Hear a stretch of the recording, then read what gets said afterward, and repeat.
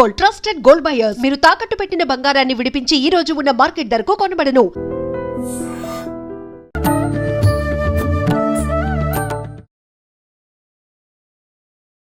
నమస్కారం, welcome to I dream. ధర్మ మార్గం విత్ విజిత కార్యక్రమానికి స్వాగతం. ప్రస్తుతం మనతో పాటు ఉన్నారు ప్రముఖ జ్యోతిష వాస్తు పండితులు, లలిత ఉపాసకులు శ్రీ శ్రీ శ్రీ నానాజీ పట్నాయక్ గారు. ఇప్పుడు వారితో మాట్లాడదాం. నమస్కారం అండి. శ్రీమాత్రే నమః. గురుగారు, సాధారణంగా ఒక వ్యక్తి ఎదుగుతున్నాడు లైఫ్లో, వాడు కావలసిన అవసరాలకు సంబంధించినవన్నీ సమకూర్చుకుంటున్నాడు. అవి వస్తువులే కానివ్వండి, వాడికి తగ్గట్టుగా ఏదైనా పొజిషన్లో మార్పులు రావటం కానివ్వండి, ఉద్యోగంలో కానీ బిజినెస్లో కానీ కొంచెం ఎదుగుతున్నాడు అని అంటే ఖచ్చితంగా పక్కన వాడి ఏడుపు అనేది వీళ్ళపైన పడుతూ ఉంటుంది. అంటే కొన్ని సార్లు దానివల్ల వీళ్ళు మళ్ళీ క్రింద పడిపోయే ఛాన్సెస్ కూడా ఉన్నాయని చెప్తూ ఉంటారు. అంటే నరదిష్టి, ఇలాంటి ఏడుపు, ఇలాంటివి కూడా ఒక మనిషిపై ఉండొద్దు. మనం ఎంత కరెక్ట్గా పాజిటివ్గా ఉన్నప్పటికీ దాని ప్రభావం పడుతుంది అంటారు కదా.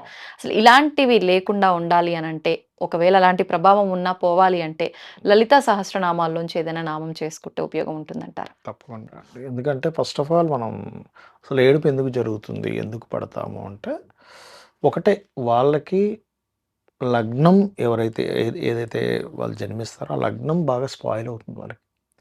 లగ్నం స్పాయిల్ అయినప్పుడు ఏమవుతుందంటే అందరూ వాళ్ళ మీద పడి ఏడవడం. అయితే ఒకటి ఎప్పుడు గుర్తుపెట్టుకోవాలి, చాలామంది నాకు ఇది చెప్పుకుని బాధపడుతుంటారు. ఒకరు మన గురించి వెనకాతల మాట్లాడుకొని ఏడుస్తున్నారంటే మనం వాళ్ళకంటే ముందున్నాం. సింపుల్.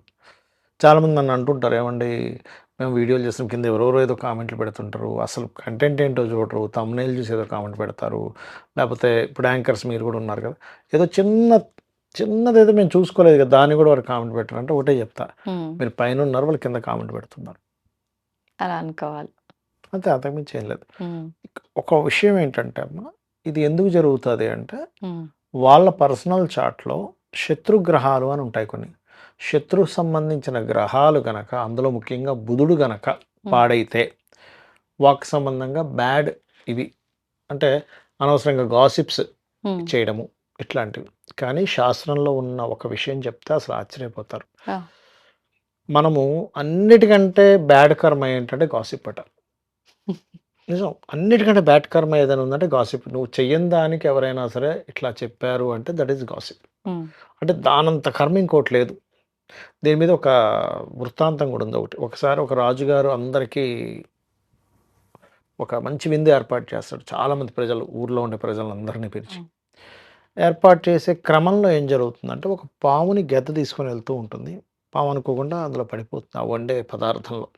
వీళ్ళు చూసుకోరు, నార్మల్గా అందరికీ వడ్డించేస్తారు. అందులో చాలామందికి ఒక రకమైన హెల్త్ ఇష్యూస్ రావడము, వామిటింగ్స్ అయిపోవడము, కొంతమంది ఇట్లా ఇబ్బంది పడతారు. అప్పుడు అందరు ఇంకా మాట్లాడుకోవడం ప్రారంభిస్తారు.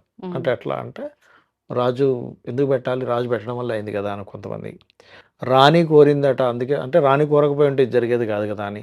వండేటోడు చూసుకోడా అని కొంతమంది, వడ్డించేవాడైనా చూడాలి కదా అని మరి కొంతమంది.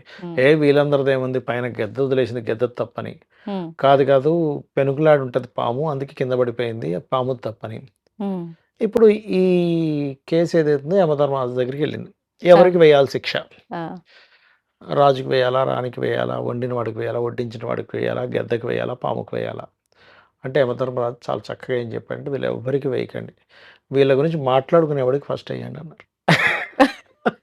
అంటే నువ్వు ఎట్లా డిసైడ్ చేస్తావు ఇది తప్పు ఇది రాంగ్, వీడు ఇట్లా చేస్తున్నారు అట్లా చేస్తున్నారని? ఎవడు ఇక్కడ కావాలని చేసింది లేదు, నీకేం తెలుసు అని అట్లా మాట్లాడుతావు. కాబట్టి మూడో వ్యక్తి గురించి ఎవరైతే గాసిప్ స్ప్రెడ్స్ చేస్తారో, వెనకుండి ఏడుస్తారో, వెనకుండి అనవసరమైన మాటలు మాట్లాడతారో వాళ్ళకి చాలా శిక్షలు ఉంటాయి, చాలా అనుభవించాల్సి వస్తుంది వాళ్ళు. అయితే మరి దీనికి ఏంటి, మనం మాట్లాడిన ప్రతిదీ కూడా అవతల వాడు ఇంకో రకంగా తీసుకోవడము, ఇవన్నీ జరుగుతున్నాయండి, మన మీద బ్యాడ్ ఇది జరగకూడదు అంటే లలిత సహస్రనామాల్లో ఒక అద్భుతమైన నామం ఉంటుంది. ఓం కర్పూర వీటికామోద సమాకర్ష దిగంతరాయ నమః. అమ్మవారట తాంబూల చర్వణం చేసినప్పుడు ఆ యొక్క సువాసనలు కర్పూర వీటిక ఆమోద సమాకర్ష దిగంతర, ఎన్నో లోకాలకు వెళ్ళిపోయి అబ్బా ఎంత చక్కటి సువాసన అని అనుకున్నాయట అందరూ కూడా. అంటే అమ్మవారి యొక్క తాంబూల చర్వణం చేసినటువంటి నామానికి సంబంధించినటువంటిది. అప్పుడు ఏమవుతుందంటే మన మీద బ్యాడ్ పబ్లిసిటీస్, లేకపోతే కిట్టిన వాళ్ళు ఉంటారు. ఇప్పుడు మనం ఎదుగుతున్నాం అనుకోండి, ఎట్లా కింద పడేయాలి, వాళ్ళు ఎదగొచ్చు కదా, అవును. తెలివితేటలు దాని మీద పడితే చక్కగా ఎదగొచ్చు, అంతే. కింద పడేసి దాని మీద తెలివితేటలు పెడతారు. అవును. ప్రకృతి ఏం చేస్తుందంటే నువ్వు ఒకరిని కింద పడేద్దామని చూస్తే నువ్వు కింద పడతావు. కానీ అలా జరగట్లేదు గదండీ ప్రస్తుతం జరుగుతుంది. అయ్యో! మనం సమాజంలో. అనుకుంటున్నాం ఇప్పుడు హ్మ్. జరగలేదని, ఖచ్చితంగా జరుగుతది. హ్మ్. కానీ వీడు ప్రకృతి ఏ ఊరుకోదు. అంటే అనవసరంగా వీనిది ప్రమేయం లేకున్నా వాళ్ళ రాజకీయాల వల్ల వీడు బలవ్వడం అయితే ఫస్ట్ జరుగుతున్నది. ఫస్ట్ వీళ్ళు బలైన దానికి 100 రెట్లు అవతల వాళ్ళు బలవుతారు. హ్మ్. గుర్తుపెట్టుకోండి. ఎప్పుడు కూడా వదిలిపెట్టదు.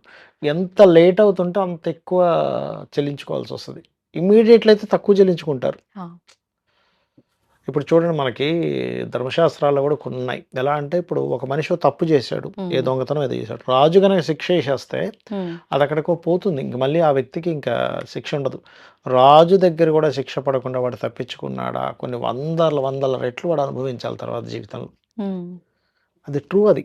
అనుకుంటారు, ఏమనుకుంటారు, ఏముందిలే వాళ్ళ గురించి గాసిప్ మాట్లాడాను కదా, హ్యాపీ అనుకుంటారు. కానీ హ్మ్. అది ఎంత ప్రమాదం అంటే అసలు మామూలు విషయం కాదు. చాలా ప్రమాదం అది. హ్మ్. అంటే ఇవన్నీ కొంచెం విన్నా ట్రాష్ అని జెప్పి పడేసేవాళ్ళు ఉంటారు. ఉంటారు. అట్లా గాకుండా కొంచెం ఇది గనక బుర్రలోకి ఎక్కించుకుంటే, ఇలాంటి రాజకీయాలలో పడకుండా ఉంటే ఫస్ట్ వాళ్ళ లైఫ్‌ని వాళ్ళే సేవ్ చేసుకున్న వాళ్ళవుతారు. నాకేమనిపిస్తదంటే ఒకళ్ళని బ్లేమ్ చేయడానికి చాలా తెలివితేటలు వాడాలి. అందులో 10వ వంతు తెలివితేటలు వీళ్ళు ఎదగడం కోసం వాడితే అద్భుతమైన స్టేజ్‌కెళ్తారా? అది ఎందుకు వాడరనిపిస్తది. చేతగాకే ఇలా తయారవుతున్నారేమో అనిపిస్తది. అంతే గదండీ! అంతే. సో, నిజంగానే పాయింట్ లాజికే మీరు చెప్పింది.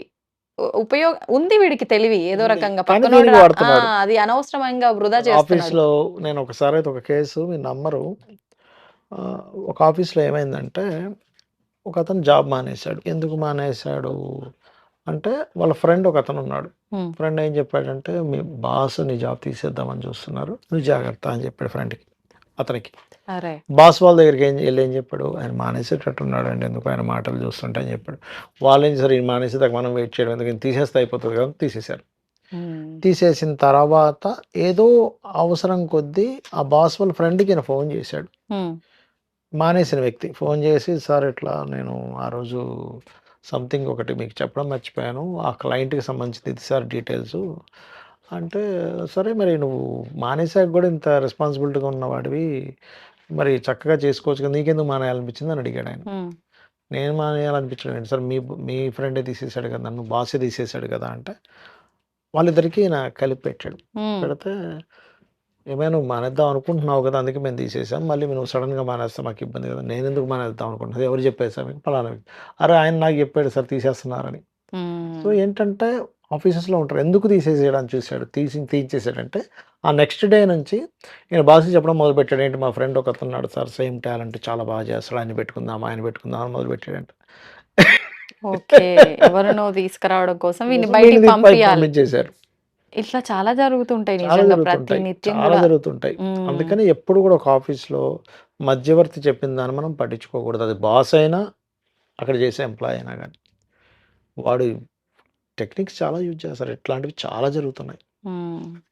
కానీ ఒక రకంగా ఇది చాలా ఇబ్బంది. అంటే అవును. కొంతమంది చెప్పలేం సడెన్‌గా జాబ్ పోవటం వల్ల ఎందుకు తీసేశారని చెప్పి అదొక పెద్ద చర్చ జరగటము. అవును. ఏ తప్పు లేనిది తీసేయరు గదా! అని చెప్పి తీశారు కదా అనిపించడం. రకరకాల హ్మ్, అన్నీ ఎగ్జాక్ట్‌లీ. లాగుతుంటారు. లాగుతుంటారు. అనవసరమైనవి. ఎగ్జాక్ట్‌లీ. కాబట్టి హ్మ్. క్లియర్‌గా అనుకుంటున్నారనుకోండి, బాస్‌తో మీరు మాట్లాడొచ్చు డైరెక్ట్‌గా. హ్మ్. సార్ మీరు నా పెర్ఫార్మన్స్ అయినా సరిగ్గా లేదా, ఇట్లా అతను అన్నాడంటే అయిపాయే. బయటకొచ్చేస్తది. లేదు నిజమే అయితే అవునండి అని చెప్తాడు. హ్మ్. అంటే కొన్ని సార్లు ఆ సమయంలో అదట్లా మంచిగా క్లియర్ అవ్వాలని గూడా లేదు. లేదు. ఎవడో చెప్పింది నా దగ్గరికి ఎట్లా వచ్చి అడుగుతున్నావని వాళ్ళైనా టైం అడగొచ్చు. బాగోకపోతే అట్లాగే ఉంటది. ఏ ఘర్షణ సమయంలోనో, రోగ సమయాలని కొన్ని ఉంటాయి రోజుకి. హ్మ్. ఆ రోగ, ఘర్షణ, విష సమయాలని కొన్ని ఉంటాయి. ఆ విష హ్మ్. సమయంలో బెడితే అట్లాగే తయారవుద్ది కూడా మ్యాటర్ అక్కడ. హ్మ్. అంటే ఇంకెవ్వరు ఏది జెప్పినా పట్టించుకోకుండా మన పని మనం జేసుకుంటూ, చేసుకుంటే ఇలాంటి విధానాలు కొన్ని ఆచరిస్తూ గనక ఉంటే ఇప్పుడు మీరు చెప్పిన సరిపోతుంది. నామాలు ఇలాంటివన్నీ మన పైన ఏమి ప్రభావం ప్రభావం చూపలేవంటారా? చూపించవు. మంచి హ్మ్. చాలా బాగా పనిచేస్తది ఈ నమ్మకం. ఉన్నారండి అలా చేసి ఎవరైనా ఫలితం పొందిన వాళ్ళు? బోలెడు మంది, నేనే చాలా సార్లు పొందా. హ్మ్. ఓకే. ఈ నామాన్ని మీరెక్కడైనా గొడవ జరుగుతుందన్నప్పుడు వెళ్లి ఆ మంత్రం చేస్తే, ఆ నామం స్మరిస్తే కూడా గొడవ కూడా చాలా మటుకు క్లియర్ సామరస్యంగా అయిపోతుంది. క్లియర్ అవుతుంది. ఓకే. ధన్యవాదాలండి. శ్రీమాత్రే నమః. దీన్ని తవ్వండి. తవ్వుతూనే శివలింగం. పరమాత్మకు చేవా సరే దాన్ని అట్లా కప్పేసేయండి, చూపించదండి. Krishna is there.